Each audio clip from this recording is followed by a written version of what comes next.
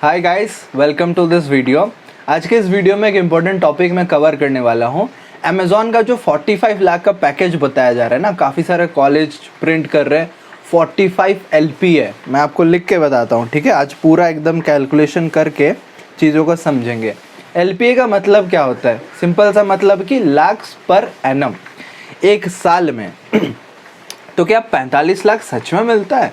तो पूरा कैलकुलेशन आज मैं करके बताऊंगा, ठीक है। आपको टेंशन लेने का ज़रूरत नहीं है। जो 45 लाख्स पर एनम बताया जाता है किसी भी कंपनी का, ये जनरली क्या होता है ना, CTC होता है, कॉस्ट टू कंपनी। कंपनी को कितना पैसा लग रहा है। मुझे पता है काफ़ी लोग को ये चीज़ों के बारे में पता है। जिन लोगों को नहीं पता है उन लोगों के लिए वीडियो है। आप लोग को पता होता तो फिर आपको ये वीडियो नहीं देख रहे होता है ना। Okay, cost to company, company आपके लिए कितना खर्चा कर रहा है। तो एक साल में इतना खर्चा बिल्कुल नहीं कर रहा है। वो कैसे कर रहा है मैं आपको पूरा ब्रेकअप बता देता हूँ। सबसे पहला चीज़ है बेस सैलरी, ठीक है। तो बेस जो सैलरी होता है वो अमेज़ॉन का, ये जो 45 लाख जो लोग भी रिसीव होता है ना, जो फ्रेशर्स के लिए है, ये एक ही पैकेज है। ये कोई 45 लाख नहीं है, कोई 44 लाख नहीं है, कोई 24 लाख नहीं है। ऐसे अलग अलग कैसे हो सकता है? मैं ये क्यों बता पा रहा हूँ, क्योंकि मैं हॉस्टल में पढ़ाई करता था, ठीक है। हॉस्टल में रहा था, कॉलेज में पढ़ाई करता था। हॉस्टल के बगल वाले रूम में जो लड़का था मेरा एक, वो अमेज़ॉन क्रैक किया था, ठीक है। वो लड़का का मैंने पूरा मेल चेक किया, मैंने ऑफर लेटर चेक किया, खुद मुझे दिखा, वहाँ पे पूरा क्लियरली लिखा था चीज़ें। और ऑनलाइन में जाके आप थोड़ा सा रिसर्च करोगे तो आपको ये चीज़ें पता चलेगा। 45 लाख कॉलेज वाले प्रिंट कर देते हैं क्योंकि उनको इस चीज़ से बेनिफिट है कि हमारा हाईएस्ट पैकेज 45 लाख का लगा। बट ऐसा नहीं है। जो बेस सैलरी होता है, दिस इज 15.5 LPA। इसको LPA बोल सकते हो, ठीक है। इसको अगर मैं लैक्स भी कर दूं तो आपको क्लियर हो जाएगा। This is lakhs, 15.5 lakhs. तो ये क्या है, इसको अगर डिवाइड बाई 12 करते हो तो पर मंथ का कैलकुलेशन आपको पता चल जाएगा। तो इससे हम पर मंथ निकाल लेते हैं। पर मंथ कितना मिल जाएगा इन हैंड, मतलब आपके बैंक अकाउंट में कितना डिपॉजिट हो रहा है। तो हमेशा बेस सैलरी का ही इन हैंड आपका डिवाइड होगा। तो यहाँ पे कैलकुलेटर मैं निकाल लेता हूँ।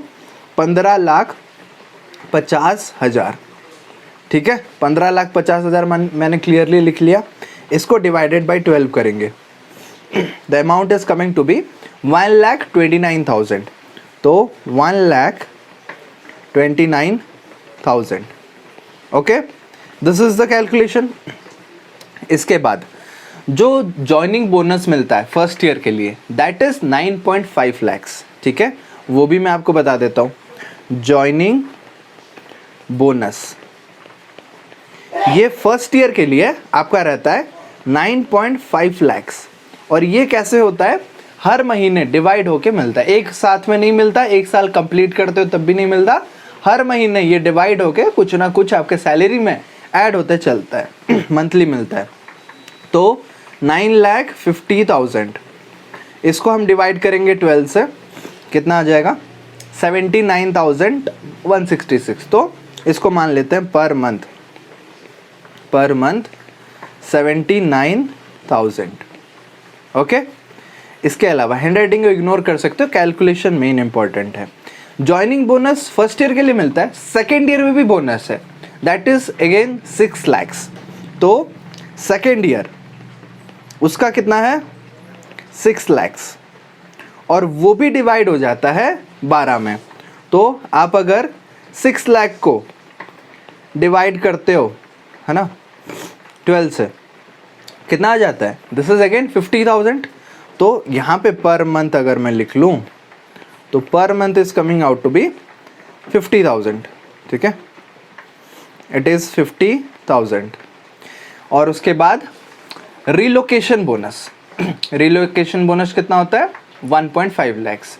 ये तभी मिलता है जब आप एक बार ज्वाइन कर लेते हो। तो वो भी लिखता हूँ मैं, रिलोकेशन, रिलोकेशन ये 1.5 लैक्स, ये एक बार में मिल जाता है। तो इसको आप जोड़ सकते हो स्टार्टिंग में, फर्स्ट मंथ के सैलरी में आप जोड़ सकते हो, या जब कंपनी बुलाता है वो रिलोकेशन बोनस में ऐड हो जाता है। अगर मैं आपको टोटल यहाँ पे करके दिखाऊं 15.5 और जॉइनिंग का 9.5, फिर ये 6 लाख और रिलोकेशन। इसके अलावा और एक मेजॉरिटी होता है जो portion, that is stocks. Amazon का आपको स्टॉक्स मिलेगा, वो उसका वैल्यू होता है 13 लैक्स का। बट ये 13 लैक्स क्या एक साल में मिलेगा? No, it is spread over, vested over 4 years. ये 4 साल में डिवाइड होगा, तो 13 बाई आप 4 कर सकते हो, कितना मिल जाएगा? 13 बाई 4, 3.25 पर ईयर, 3.25 लैक्स। तो अगर आप ये जो बड़े बड़े अमाउंट मैंने जो रेड से सर्कल किया है ना, इसको अगर आप जोड़ोगे कितना बन रहा है देखो, 15.5 plus 9.5 plus 6 plus 1.5 plus 13, what is the amount? ये 1.5 15 हो गया, दिस इज 1.5। अरे मैं फिर से कर लेता हूँ, 15.5 प्लस 9.5 फिर प्लस 6 प्लस 1.5 प्लस 13, कितना अमाउंट आ रहा है? 45.5 लैक्स। तो ये वाले पैकेज को जो कॉलेजेस हैं वो एडवर्टाइजमेंट के लिए यूज़ करते हैं कि 45 लाख का पैकेज लगा है। बट क्या सच में 45 लाख का है? नो, आपको क्लियरली मैंने डिवीज़न बता दिया। 45 लाख से बेस सैलरी आता है 15.5 लैक्स, जो कि डिवाइड होके एक महीने में 1,30,000, लगभग एक आईफोन 14 प्रो का प्राइस है 1,30,000, 1,29,900 रुपीज़। तो एक जोक भी मैंने पढ़ा था कि मैं तो अमेज़ॉन में काम नहीं करता हूँ, तो क्या करता हूँ मैं हर महीने एक आईफोन 13 प्रो, जब था अभी तो 14 प्रो आ गया है, हर महीने एक 13 प्रो ऑर्डर करता हूँ अमेज़ॉन से और पे भी कर देता हूँ, फिर कैंसिल करता हूँ मंथ एंड में। कैंसिल करने से क्या होता है? फंड रिफंड आ जाता है वापस, तो लिखता है ना 1,29,000 has been credited to your account. तो लगता है कि अमेज़ॉन का एकदम मैं एम्प्लॉय हूँ और मंथ के एंड में सैलरी क्रेडिट हो जा रहा है। ये एक मीम लिखा था कहीं पे, मैंने पढ़ा था।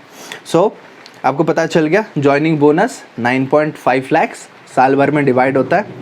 एंड तो एक साल का कितना होता है ये भी सवाल है, उसको भी कैलकुलेट कर लेते हैं। तो एक साल में बेस सैलरी तो कंसिडर होगा, तो 15.5, और जॉइनिंग बोनस भी आपका कंसिडर होगा 9.5, तो प्लस 9.5। क्या सेकेंड ईयर का 6 लाख कंसिडर करना चाहिए? नो, ये तो सेकेंड ईयर में मिलेगा, लैक्स पर एनम, LPA क्या बोलते हैं, एक साल का बोलते हैं। फिर रिलोकेशन का, हाँ ये 1.5 मिल जाएगा प्लस 1.5। और ये जो स्टॉक्स है 4 साल का, उनका बहुत सारा पॉलिसीज होता है, ऐसे नहीं कि पूरा आपको मिल जाएगा। तो अगर भी हम लोग 3.25 लैक्स उसका ऐड कर लेते हैं, तो मैंने ये 1.5 है, ये 1.5 में हमेशा दिक्कत हो जाता है ना, 1.5 फिर प्लस करेंगे 3.25, कितना हो गया? 29.75। ये स्टॉक्स को भी अगर आप इंक्लूड ना करो, रिलोकेशन को बस करो, तो फिर कितना आ जाता है आप देख लो। अरे this is coming out to be 26.5 lakh. तो 26 LPA, 25 LPA, 24 LPA अगर देखने को मिलता है अमेजोन का पैकेज आपको कहीं पे, तो that is the real package आपको एक साल का। ऑब्वियसली ये बहुत बड़ा अमाउंट होता है एक फ्रेशर के लिए। लगभग 4 से 5 दूसरे मास रिक्रूटर के बंदे आ जाएंगे इतने सैलरी में। अगर आप 5 लाख भी कवर करते हो एक एवरेज पैकेज, तो 5 × 5 इज 25 लाख। तो 25 लाख यहाँ पे अकेला बंदा ले रहा है, जबकि मास रिक्रूटर में 5 लोग मिल के इतना पैकेज लेंगे। ठीक है, 5 लाख भी, वो भी CTC होता है, कॉस्ट टू कंपनी, उसका भी इन हैंड निकालोगे बहुत कम आता है। इन हैंड में आप जोड़ोगे HRA, हाउस रेंट अलाउंस वगैरह, फिर आप जॉइनिंग बोनस एंड कुछ भी अलाउंस वगैरह जोड़ोगे, तब जाके बनता है वो 5 lakh. So you can see कितना डिफरेंस होता है। तो कहाँ 45 लाख था हमारा और कहाँ यहाँ पे 26.5 लाख।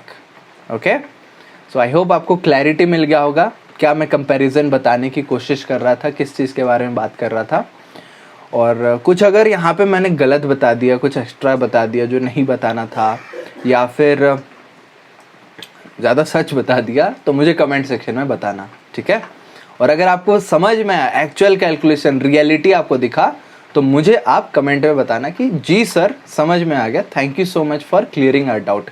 अगला किस वीडियो में आप चाहते हो, मतलब टॉपिक में वीडियो चाहते हो, मुझे बताना। मैं सोच रहा हूँ CSE वर्सेस ECE का एक वीडियो बनाऊँ, प्लेसमेंट पर्सपेक्टिव से, कोर्स पर्सपेक्टिव से क्या डिफरेंस होता है, और उसके अलावा CSE का जो 2022 का सिलेबस और स्कोप एक वीडियो आ जाएगा। ECE का स्कोप क्या रहता है, और अभी अगर आप 2022 में एडमिशन ले रहे हो, 4 साल बाद आप पास आउट हो गए, तो 2026 में आप सभी का क्या स्कोप रहेगा जॉब फील्ड में, थोड़ा सा हम प्रेडिक्ट करेंगे, जॉब मार्केट को स्टडी करेंगे, आपको मैं बताऊंगा। कौन सा ज़्यादा इंटरेस्टिंग लग रहा है कमेंट में बताओ, वीडियो बन जाएगा। All the very best guys, मिलते हैं अगले वीडियो में।